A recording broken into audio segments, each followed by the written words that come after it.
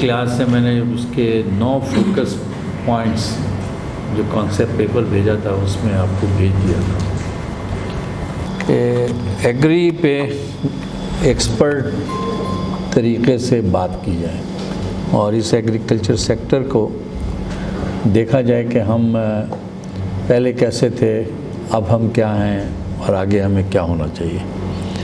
क्योंकि दुनिया में शायद ही कोई मुल्क हो जो एग्री के बगैर चलता हो, और हम तो हमारा जो पहले हम 70-30 थे, एग्री यानी रूरल एरिया हमारा 70% था, 30% अर्बन था। अब ये जा कर के 54-45 यानी क्लोज़र टू इक्वल इस पे हम आ रहे हैं, अभी हुए नहीं हैं। तो ये बहुत इम्पॉर्टेंट है कि हम इस पे बात करें कि हमारा प्रॉब्लम है कहाँ और हम इसको कैसे सही कर सकते हैं। तो जो कॉन्सेप्ट पेपर था उसको आपने देखा भी होगा। मेनली ये कि हम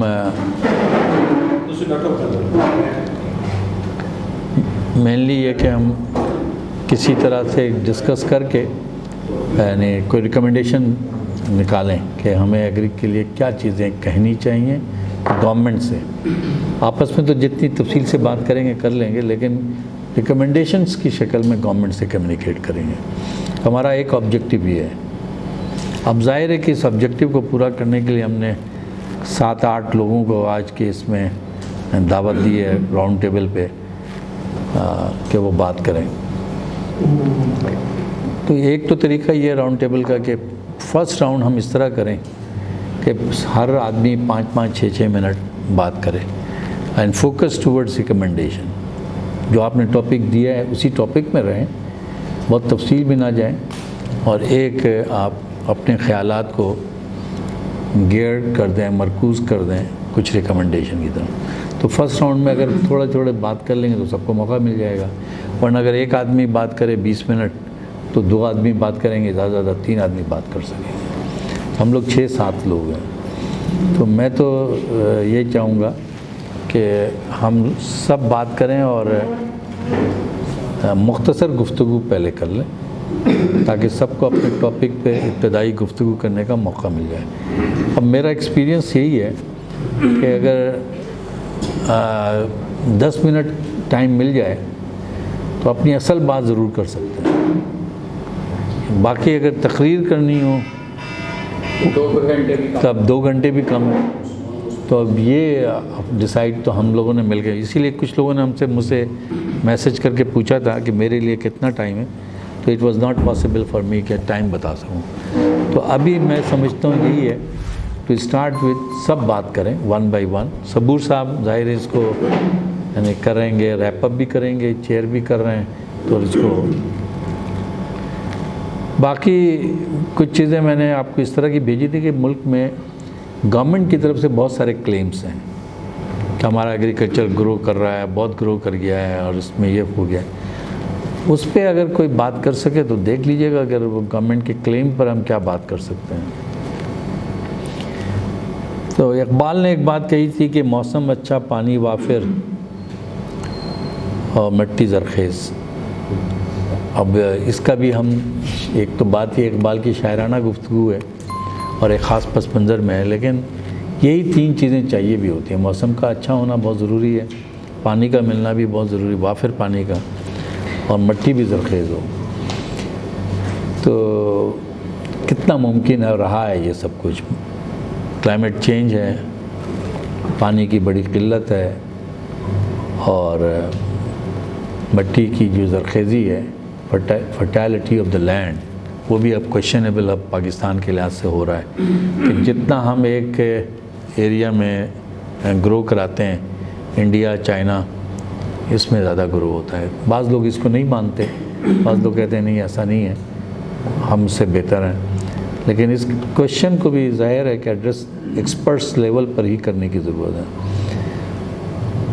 तो एक आइडिया थोड़ा सा इसके कॉन्सेप्ट पेपर में मैंने फ्लोट किया था कि जिस तरह बेनज़ीर इनकम सपोर्ट प्रोग्राम है, हेल्थ कार्ड है, इस तरह किसान के लिए एक एजुकेशन को प्रमोट, इसकी फैमिली में एजुकेशन को प्रमोट करने के लिए, और ये गरीब किसानों के लिए, बड़े ज़मींदारों के लिए नहीं, कि एक किसान कार्ड इंट्रोड्यूस कराए गवर्नमेंट। उसकी वर्किंग क्या है तफसील ज़ाहिर मैंने नहीं लिखी है। एक साहब ने कहा था मैं उस पर काम करूँगा, खालिद फारूक, डॉक्टर खालिद फारूक साहब ने, तो आज अभी है नहीं, तो उस पर बात की जा सकती है, क्रॉस द बोर्ड बात हो सकती है। सब्सिडीज़ पे ज़रूर बात होनी चाहिए, क्योंकि सब्सिडीज़ के बारे में जितना मैंने इस प्रोग्राम के हवाले से, एग्रीकल्चर सेक्टर के हवाले से फिर देखा, तो ये यहाँ पाकिस्तान हो, इंडिया हो, चाइना हो, सब्सिडीज़ के बारे में एक ही ओपिनियन आई है कि ये करप्शन का रास्ता खोलता है। बीच में आदमी पड़ते हैं, गवर्नमेंट होती है जो सब्सिडी ऐलान करती है, वो किसी और के ज़रिए से डिस्ट्रीब्यूट कराती है, और उसके नतीजे में घपला होता है बहुत बड़ा। तो इस पे एक तरफ लोग कहते हैं कि किसानों को सब्सिडी भी देनी चाहिए, लेकिन दूसरी तरफ करप्शन का रास्ता खुलता है। कि टेंडेंसी क्या है, और जैसे अभी हम लोग एग्रीकल्चर सेक्टर पे बात कर रहे हैं, तो टुवर्ड्स एग्रीकल्चर गवर्नमेंट की क्या है, तो मैं तो सिर्फ उसको थोड़ा सा हाईलाइट करना चाह रहा हूँ। नंबर 1 ये कि SIFC जो बनी है, मैं उसके बनने पे कोई बात नहीं कर रहा, बन गई है, बस मैं उससे आगे भी बात कर रहा हूँ। तो SIFC की जो है ना इंटेंशन वो ये है कि एग्रीकल्चर पे काम किया जाए, और एग्रीकल्चर उनका फोकस है। एक बात तो ये, तो पॉलिसी लेवल की जो चीज़ है, ये फोरम है, वहाँ पर एक इंटेंशन आई है सामने कि they want to do something for the agriculture sector.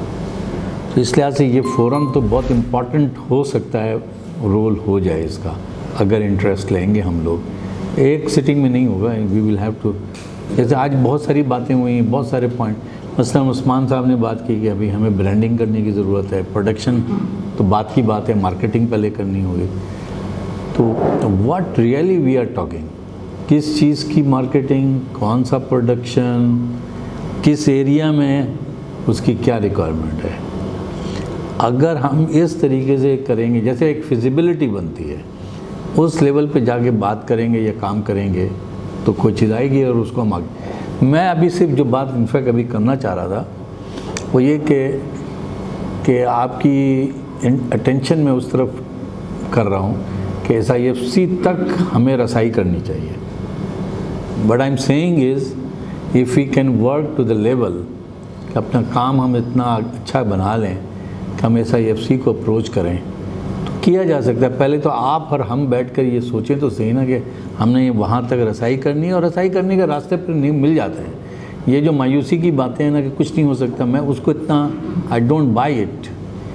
मिलता है, only thing is how capable we are, how capably we are doing sir, number 1। Number 2 देखें, मैंने थोड़ा सा डेटा आप लोगों को भी भेजा था, वो ये था कि चाइनीज़ गवर्नमेंट के साथ, it is not under CPEC, लेकिन चाइनीज़ गवर्नमेंट के साथ पिछले 1-1.5 साल में कई पैक्ट हुए हैं, एग्रीकल्चर यूनिवर्सिटीज़ के साथ हुए हैं, गवर्नमेंट के एग्रीकल्चर सेक्टर के साथ हुए हैं, और AI लेवल की चीज़ें इंट्रोड्यूस कराने की बातें हो रही हैं।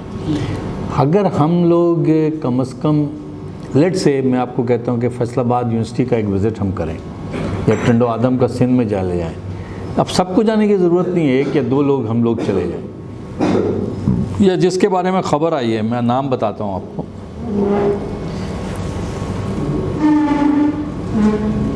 Agriculture university, Sindh agriculture university SAU के साथ एक चाइनीज़ गवर्नमेंट ने एग्रीमेंट किया है।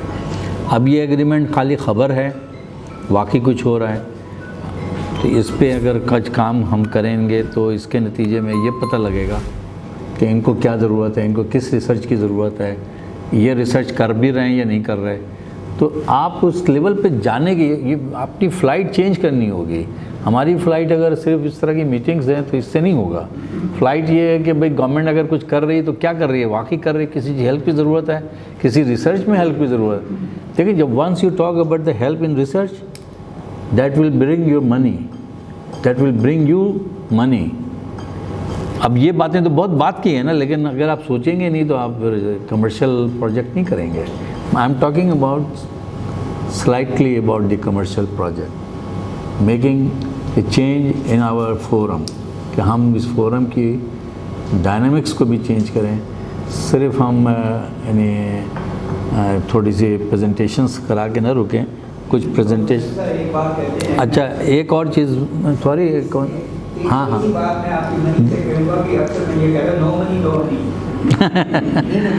अच्छा, मैं ज़रा एक और बात कर, देखें, एक आर्टिफिशियल लैब बनी है, स्मार्ट आर्टिफिशियल लैब, ये भी चाइनीज़ पाक चाइना जॉइंट लैब बनी है, और ये बनी है, अभी बनी है, 9 जुलाई को बनी है।